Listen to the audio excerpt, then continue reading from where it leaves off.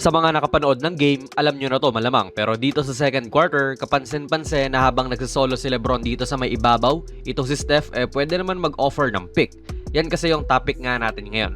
Pero kita nyo siya na lumalayo kay Lebron at from this point hindi pa nila ginagawa ang play nila. Makikita mo si Steph na patakbo-takbo na muna kahit na pwede namang gawin na nila ni Lebron ang play nila. Pero hindi. ISO to ni Lebron kay Wemby at hindi naging maganda.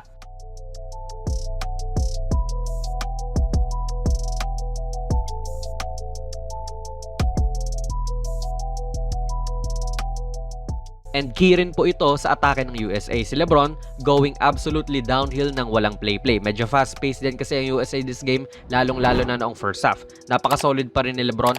3 na ang nahigop niya rito sa kanyang drive pero nagawa pa ang lefty layup na ito. This is similar mga idol sa play. Hindi pa nila talaga ginagawa. Baliktad kasi yun. Baliktad yung baliktad.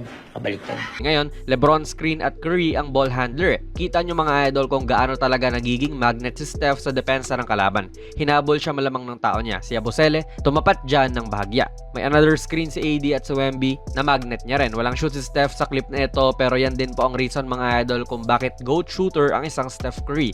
Kaya niyang baguhin talaga kung paano ka maglaro ng depensa. Offensive foul nga lang to kay Drew.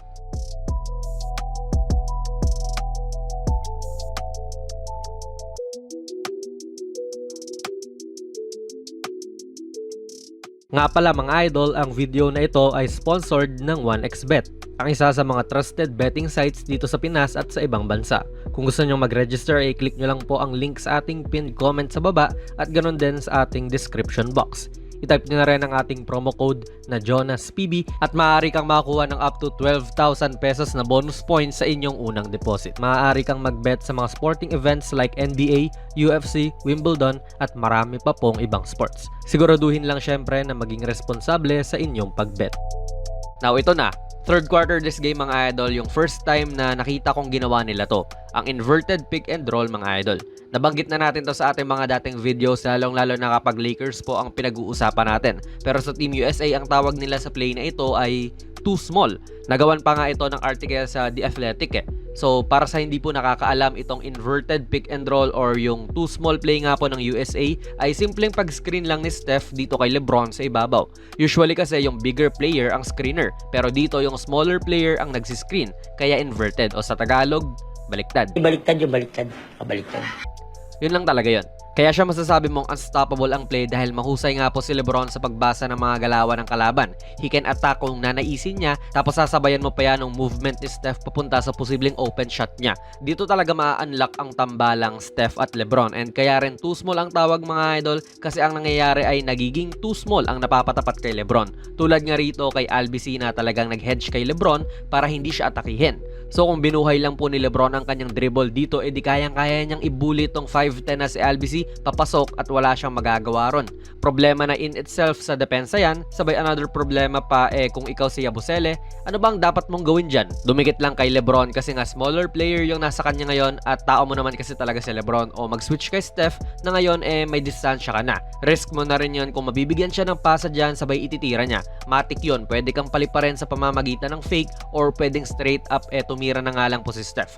Mahirap pigilan mga idol, napakabilis na action lang at ganyan nga pong hindi sumama si Yabusele kay Steph.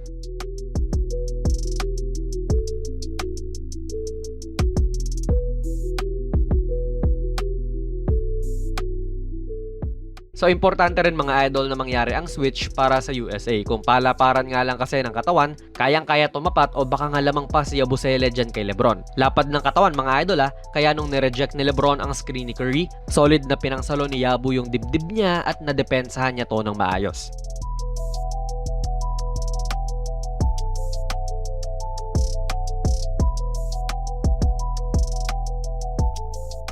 Now, late in the fourth quarter na ulit ginawa yung play. Ito exactly yung oras. Like we said sa mga videos natin nung nakaraan, tinatanggal ang ating mga content. Lahat ng videos natin sa YT last week, tinanggal lahat. Pero sa FB, okay naman.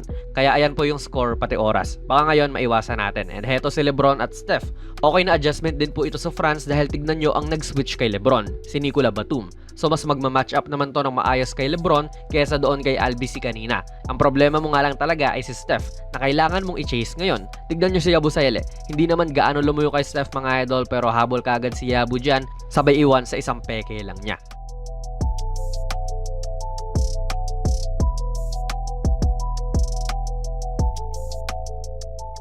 Although hindi na po naulit ang play na iyon, pero dito may basic pick play si na Lebron pati Steph. Pero ngayon mataas ang kumpiyansa ni Steph mga idol buhat nung kakashoot nga lang niya ng isang tres pa.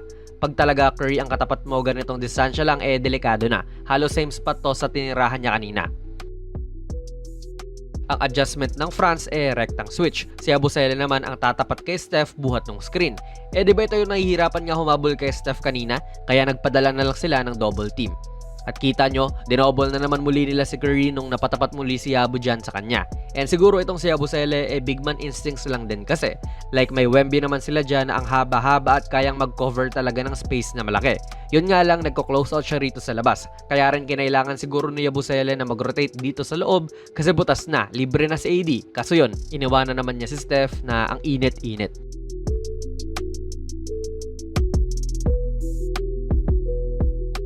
Dito wala, baliw na lang to. Grabe talagang shooting yan. Bale yan mga idol, pasensya na kung natagalan ang ating video. Sana hindi talaga to tanggalin. At yan po yung napakasimpleng play nila Lebron at Curry na masasabi mong epektibo talaga.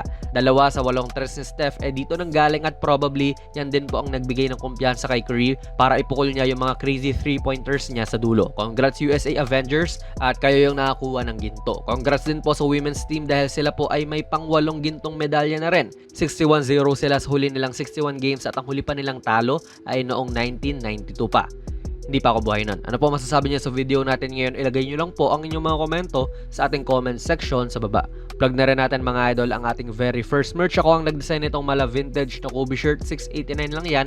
At ayan po ang nilalaman kapag bumili ka. PM lang kayo sa ating Facebook page for more info idol. Kung nagustuhan nyo po ang ating video ay pipindot na lang idol ng like button, mag-subscribe ka na rin sa ating channel at ako nga pala si Jonas PB and as always, hanggang sa muli.